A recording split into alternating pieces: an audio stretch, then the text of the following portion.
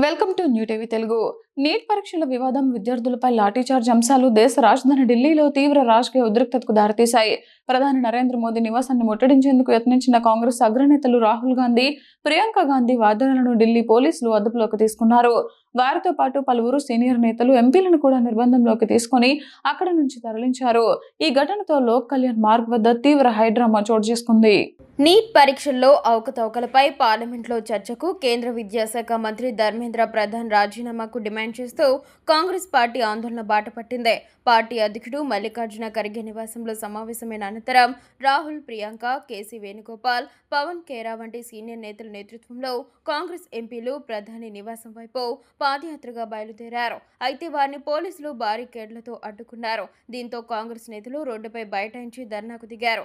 పరిస్థితి ఉద్రిక్తంగా మారడంతో కేంద్ర ప్రభుత్వం చర్చలకు ప్రయత్నించింది. కేంద్ర మంత్రి జితేంద్ర సింగ్, హోంశాఖ కార్యదర్శి గోవింద్ మోహన్ నిరసన స్థలానికి చేరుకుని రాహుల్ గాంధీతో మాట్లాడారు. పార్లమెంట్లో నీట్ అంశంపై చర్చకు ప్రభుత్వం సిద్ధంగా ఉందని హామీ ఇచ్చారు. అయితే విద్యాశాఖ మంత్రి ధర్మేంద్ర ప్రధాన్ రాజీనామా చేయాలని, కేంద్ర హోంమంత్రి అమిత్ షా పార్లమెంట్లో ప్రకటన చేయాలని కాంగ్రెస్ నేతలు పట్టుబట్టడంతో చర్చలు విఫలమయ్యాయి. చర్చలు కొలిక్కి రాకపోవడంతో ర్యాపిడ్ యాక్షన్ ఫోర్స్ సహా భారీగా మోహరించిన పోలీసులు చర్యలకు ఉపక్రమించారు. నిరసనకారులను బలవంతంగా అక్కడి నుంచి తరలించారు. ఈ క్రమంలో రాహుల్ గాంధీ, ప్రియాంక గాంధీ, ఛత్తీస్గఢ్ మాజీ సీఎం భూపేష్ బఘేల్, రణ్దీప్ సుర్జేవాలా, కె సురేష్, చరణ్జీత్ సింగ్ చన్నీ సహా పలువురు కాంగ్రెస్ నేతలను అదుపులోకి తీసుకుని సమీపంలోని పోలీస్ స్టేషన్కు తరలించారు.